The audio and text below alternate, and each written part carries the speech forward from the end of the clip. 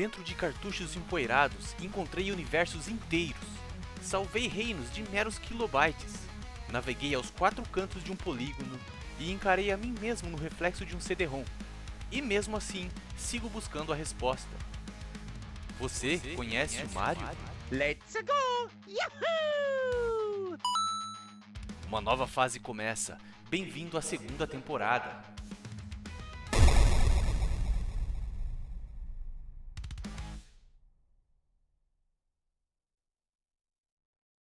Boa tarde, massacotes! Como é que vocês estão? Tudo bem? Aqui é o Nino e hoje a gente vai falar sobre profissão mascotes.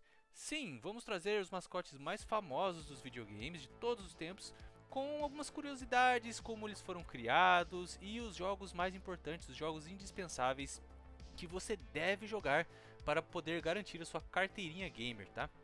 Então, mano, sem mais delongas, vamos começar a nossa profissão mascotes com um dos mascotes mais clássicos dos games de todos os tempos, que é o Borrão Azul, o porco-espinho mais querido da galera, que é o Sônico. Pois é, mano, o Sonic, também conhecido como Sonic the Hedgehog, né? É um dos personagens aí mais icônicos de todos os tempos, né? Ele transcendeu os videogames, cara, e isso é muito legal, né? Quando um produto dá tão certo que ele transcende a mídia original, né, mano? Hoje a gente tem filmes do Sonic que são um sucesso, temos brinquedos, camisetas, travesseiros, ixi, o que você imaginar do Sonic tem, né, cara? Isso é muito interessante, porque o Sonic, quando ele surgiu como uma resposta da SEGA pra tentar bater o quê? O Mario, né, mano? O Mario já tinha sido criado lá em 81, né? Então ele já tava ali com seus 10 anos ali quase de sucesso estrondoso, né, no universo dos videogames. E a SEGA tava tentando bater a Nintendo de qualquer jeito, né, mano? Lembrando que a SEGA tinha já lançado seu Mark III, né? O antecessor aí do Master System. E depois tentou de novo com o Master System, né? Com o Alex Kidd, que foi, digamos, o seu primeiro mascote ali que teve um relativo sucesso. Teve o Opa Opa também, a navezinha, né? Mas a Master System, cara, tirando ali, acho que Europa e Brasil, cara, talvez no Japão também, né? Tenha tido feito bastante sucesso. Aliás, um relativo sucesso. Nos Estados Unidos, que era o mercado que a SEGA mais queria entrar, o Master System tinha flopado, né, mano? Mas a SEGA não desistiu. Eles criaram o Mega Drive, né, o Genesis lá nos Estados Unidos, e o resto é história, né, mano? Mas hoje a gente não vai falar do Mega Drive, não vai falar do Master System, nem da SEGA em si. Eu quero falar mais sobre o personagem em si, sobre o mascote, não o Sonic. Cara, o Sonic, como eu disse, ele surgiu como uma resposta da SEGA para tentar bater o Mario, né, cara? E ele surgiu de um concurso dentro da SEGA. A SEGA lançou um concurso, né, pra galera criar o próximo mascote aí, o grande mascote da SEGA, né? Então houve ali, sei lá, cara, mais de 200 inscritos ali participando nesse concurso, cada um criando o seu mascote, né? Então o Sonic, ele foi, antes dele ser o Sonic mesmo, né? Ele teve várias versões ali criadas por vários funcionários, vários designers da SEGA.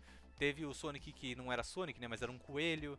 Teve um mascotinho que era um tatu bola. Tiveram vários personagens. E aí, um jovem designer da SEGA dessa época, chamado Naoto Oshima, ele desenhou um personagem que ele imaginou que poderia se transformar numa bolinha. Porque a ideia era fazer um jogo que fosse acessível a todos. Como no próprio Mario, né? O próprio Mario você tem ali o botãozinho o direcional para andar e o botão de pulo. E eles queriam manter essa simplicidade no Sonic também. Então a ideia era usar um único botão para ação, né? Então eles não queriam simplesmente que o personagem pulasse na cabeça dos inimigos como o Mario. Eles queriam que tivesse um ataque único. Então o Naoto Oshima, né, ele pensou no Sonic como um ouriço e quando ele girasse, ele pulasse, ele iria girar ao mesmo tempo. E nisso os espinhos dele poderiam atacar, né, servir de ataque também. Então por isso que quando o Sonic pula, ele vira aquela bolinha. E aí o Naoto Oshima mostrou pro chefe dele o design do Sonic, o chefe dele gostou bastante e falou o seguinte: olha, conversa com o Yuji Naka, que era um programador que estava tentando fazer o próprio jogo na época ali, lançar um protótipo do jogo, né? A ideia dele já era fazer um jogo de plataforma super rápido. O Yuji Naka, ele fala numa entrevista que ele adorava jogar Mario, mas ele sempre ficava frustrado como o Mario demorava para pegar velocidade, como o jogo era lento.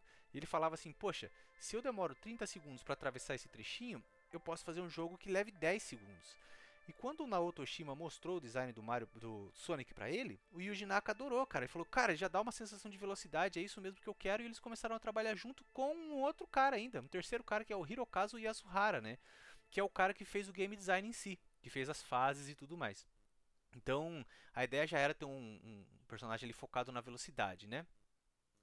O legal é que, como eu falei, ele teve várias iterações, né? Muitos personagens ali perderam pro Sonic, pro design do Sonic, mas o Sonic em si, ele já não foi criado como a gente conhece ele, né? O Naoto Oshima tinha desenhado o Sonic, pensado no personagem do Sonic, como um personagem um pouco mais agressivo. Eles queriam um negócio um pouco mais adolescente, né, cara? Mais cheio de atitude. Não queria aquela coisa do Super Mario, um homem baixinho de meia idade bigodudo, né?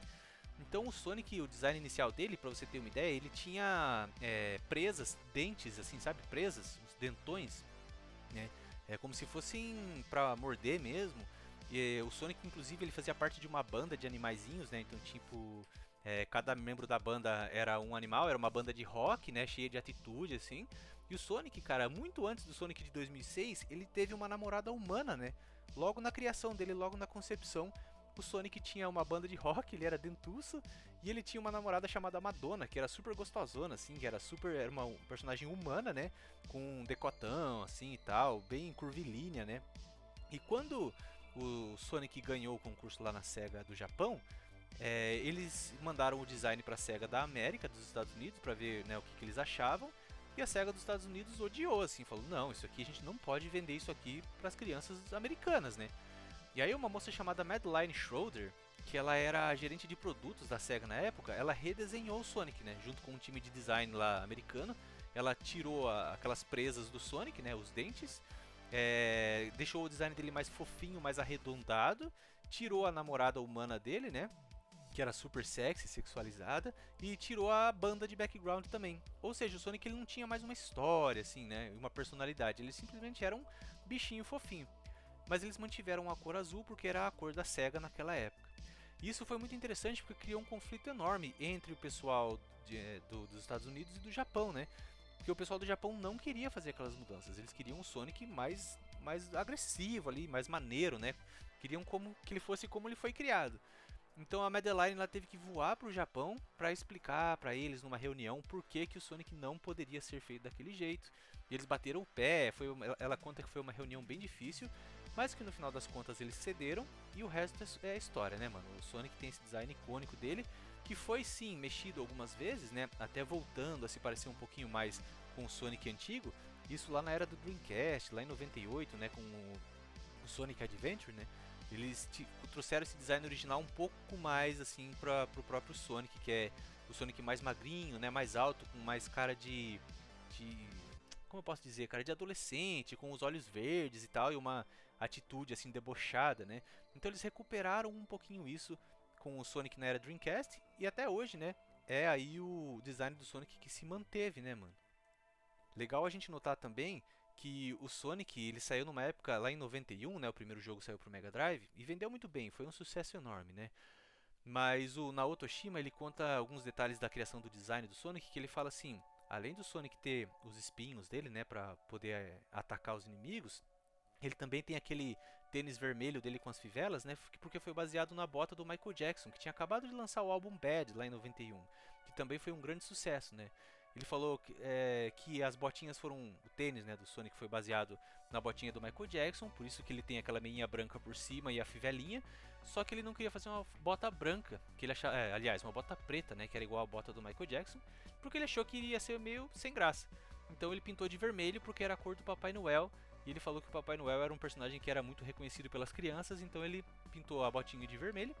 E ele fala que o Sonic ele tinha uma atitude que era muito inspirada pelo Bill Clinton, cara, o presidente americano dessa época aí, porque ele falava que o Bill Clinton, quando ele assistia as notícias assim, ele falava: nossa, esse presidente americano ele é um cara que vai lá e resolve os problemas rapidamente, né?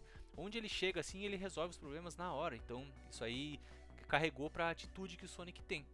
Então é interessante, né? Notar assim como um personagem foi criado, como ele foi sendo modificado e como no final das contas ele acabou tendo um pouco de resgate também. Tanto que no Sonic 2006 eles trouxeram a namorada do Sonic, né, a princesa humana lá de volta, tentaram trazer também, né, essa atitude dele de volta, o design mais alongado e tal. Então no fim das contas o design ele é cíclico, né? E o mais legal é que nessa época, percebendo o sucesso do Sonic, né, o Tom Kalinske, que era aí o CEO da versão americana da SEGA, né, ele falou pros caras, olha, a gente precisa colocar o Sonic junto com o Mega Drive, cara. Se a gente quer vender Mega Drive, a gente precisa fazer a pessoa levar o Sonic de graça. E tem essa reunião, né, uma história muito famosa aí que o presidente da SEGA naquela época odiou a ideia, saiu da sala batendo a porta, chutando cadeira, falou, você tá louco, a gente vai dar o nosso maior produto, né, de graça. Mas no fim das contas ele falou, tá bom, se é isso que você acha que vai vender Mega Drive nos Estados Unidos, né, então faça. E aí o Sonic ajudou a SEGA a bater a Nintendo, cara. Já pensou, meu? Já pensou você tipo ter uma marca de refrigerante hoje em dia e você falar, eu vou bater a Coca-Cola, mano? Olha que loucura. E você conseguir, cara. Isso que é o mais doido, né? O Sonic conseguiu bater o Mario por um tempo aí nos Estados Unidos, cara. Sensacional, história maravilhosa, né? E lógico que a gente não pode falar do Sonic sem indicar aí alguns jogos importantíssimos do nosso ouricinho, né?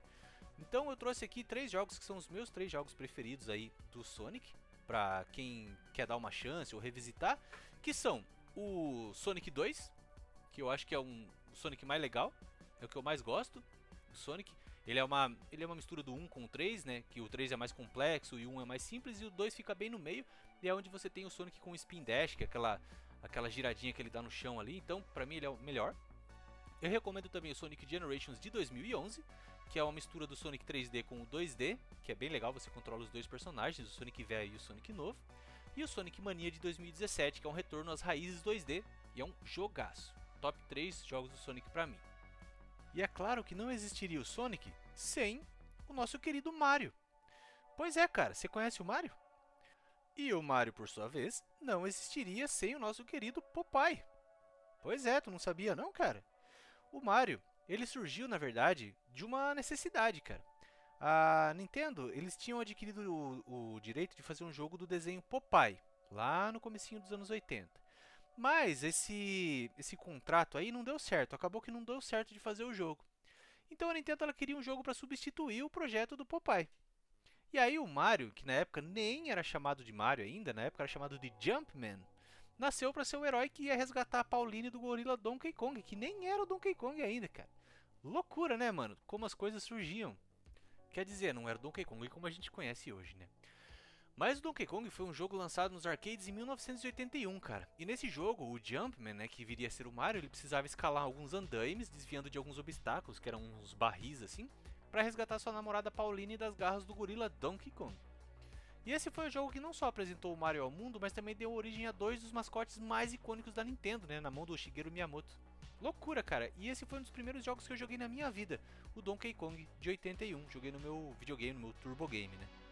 E o Mario, cara, ele é muito louco, porque enquanto o Sonic você tinha que resgatar a Master Emerald lá do Robotnik, né? No jogo do Mario, cara, nada faz sentido, né, mano? Se você parar pra pensar. Um encanador, bigodudo, baixinho, rechonchudo, que fica entrando pelos canos, pulando em cogumelo pra resgatar uma princesa de uma espécie de uma tartarugona. Cara, não faz sentido, né? O Mario é muito louco, você já parou pra pensar? Bom, depois do jogo Donkey Kong de 81, nós tivemos o jogo Mario Bros de 83, né? Saiu 2 anos depois, onde o jogo ainda continuava sendo uma tela só, uma tela estática, né? Não era um platformer como a gente conhece hoje. Que o Mario ganhou mais habilidades, cara, como pular mais alto, e ele já tinha aquelas tartaruguinhas, né? Os Koopas que saíam ali dos canos. Então a sua ideia era, conforme as tartaruguinhas iam saindo dos canos, sua ideia era ir derrubando elas da tela, tirar elas da tela e limpando a tela de tartaruguinhas, né? Então eu lembro que eu também joguei bastante esse jogo aí. E você já pulava nas tartaruguinhas, só que não por cima. Elas vinham saindo dos canos andando assim no caminho, você tinha que pular por elas por baixo, cara. Para elas virarem com o casquinho para baixo e aí você podia derrubar elas. Muito louco isso, parar pra pensar que você não podia pular em cima da tartaruga, né? É algo que se tornou icônico aí do Super Mario depois. Então, depois do Mario Bros de 83, né, o Miyamoto e o Takashi Tezuka, né, os designers da Nintendo dessa época, eles perceberam, quando eles começaram a dar uma olhada no catálogo de jogos que eles tinham ali, né, como Legend of Zelda e tal, eles perceberam que o Mario Bros, ele era um jogo que, desde que ele tinha sido lançado, já fazia mais de um ano, ele era um jogo que ele continuava vendendo muito bem e as pessoas aceitavam ele muito bem. Então eles pensaram em fazer a próxima iteração, né, do Mario Bros, que foi o Super Mario Bros de 1985, cara. Então o Miyamoto e o Takashi Tezuka, eles refinaram o personagem e o mundo, né, ao redor deles, criando realmente um jogo que a gente conhece hoje, que é o jogo de plataforma mesmo, né, cara? Então é engraçado pensar que o nome Mario, né, de Jumpman virou Mario porque veio de um cara chamado Mario Segale, que era o proprietário do galpão que a Nintendo da América alugava na época. Os funcionários achavam o Mario Segale parecido com o personagem Jumpman, então resolveram adotar o nome para ele, né? A ideia era que o Mario do jogo, do videogame, fosse um homem comum, né? Alguém que o jogador pudesse se identificar, né? Não fosse um herói super musculoso, nem uma criatura e tal. Ah, e uma outra curiosidade também interessante é que o Kirby, o personagem Kirby da Nintendo, também foi uma homenagem ao advogado John Kirby, cara. Que ele foi contratado pela Nintendo em 84 para defender ela contra a Universal Studios, né? Universal Studios falava que o Donkey Kong era uma cópia legal do King Kong, e aí o John Kirby conseguiu provar que não, que o nome já estava em domínio público, e aí ele recebeu essa homenagem aí, né?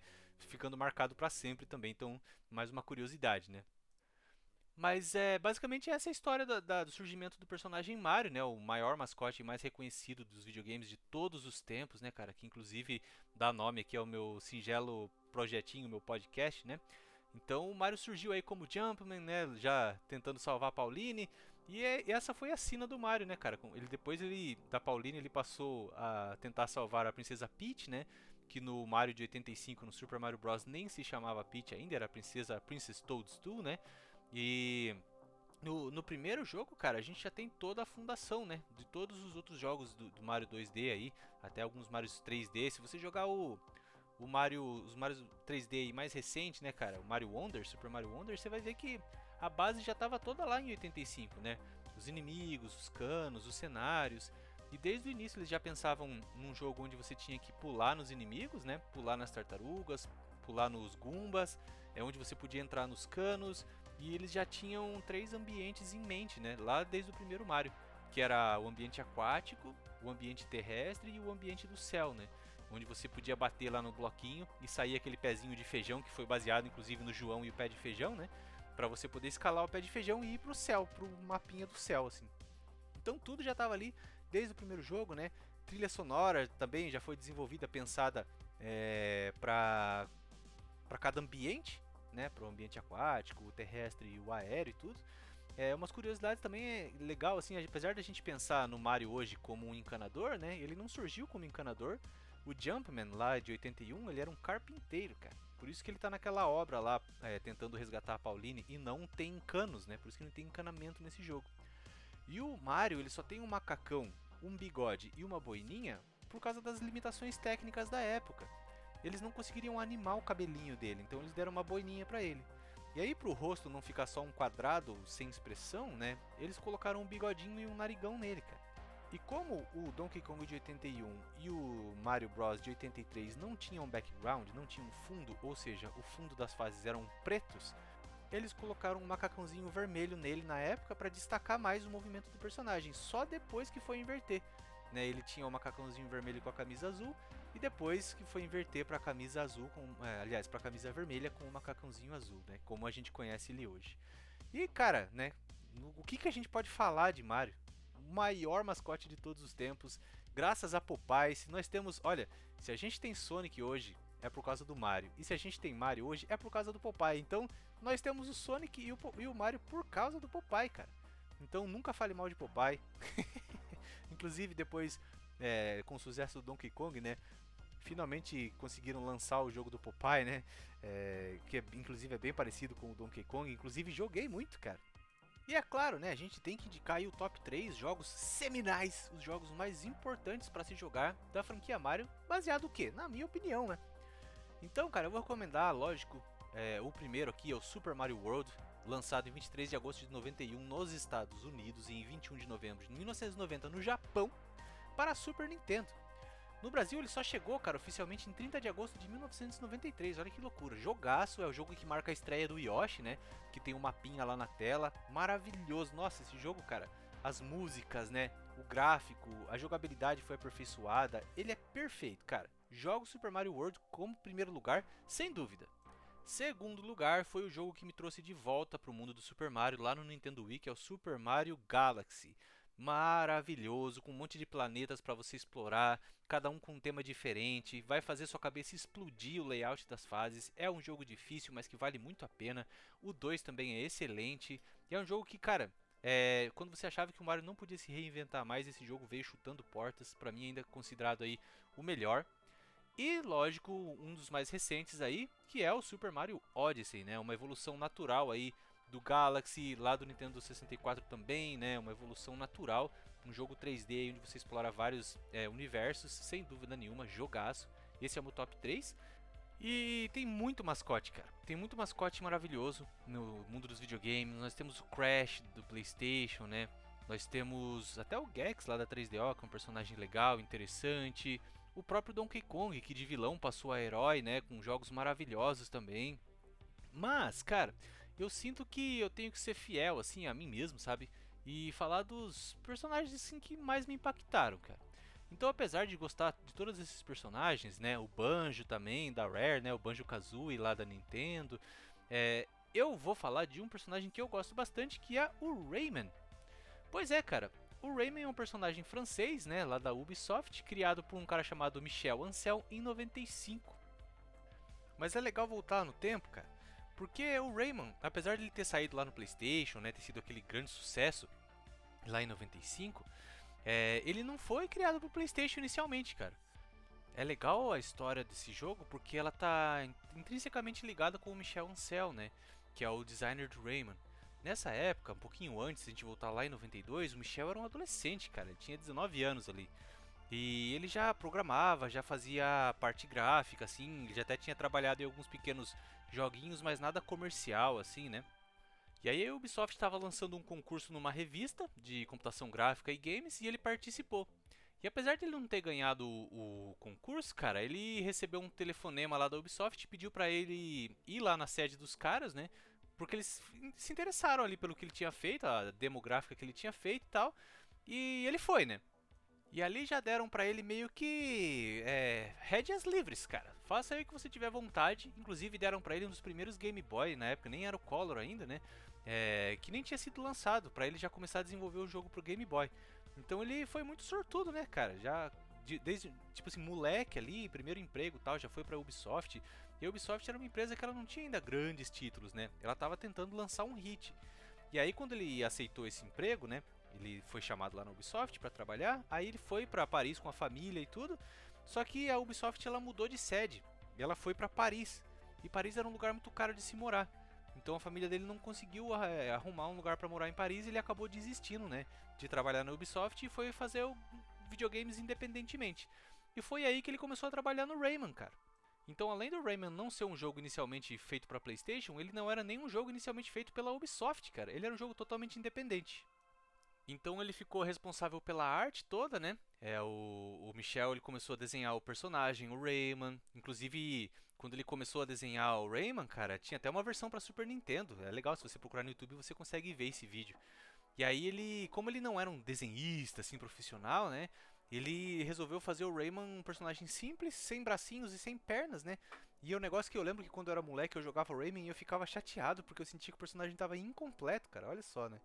Então ele, como ele não manjava muito de desenhar, ele fez um personagem mais simplificado assim. E isso acabou se tornando a marca registrada do personagem, né?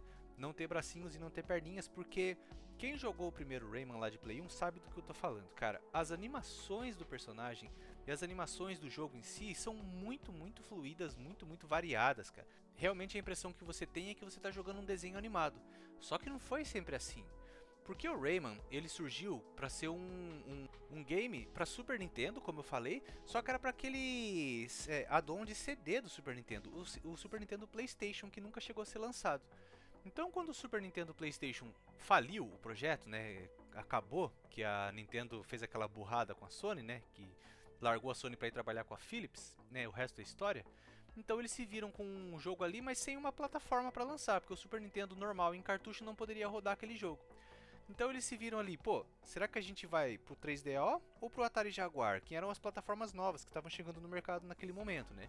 E eles acabaram indo pro Jaguar, porque é onde eles já tinham uma facilidade de programação, porque o Jaguar ele tinha um processador que era muito parecido com o do Mega Drive, que eles já tinham tido contato, e também com o do computador Atari ST, né?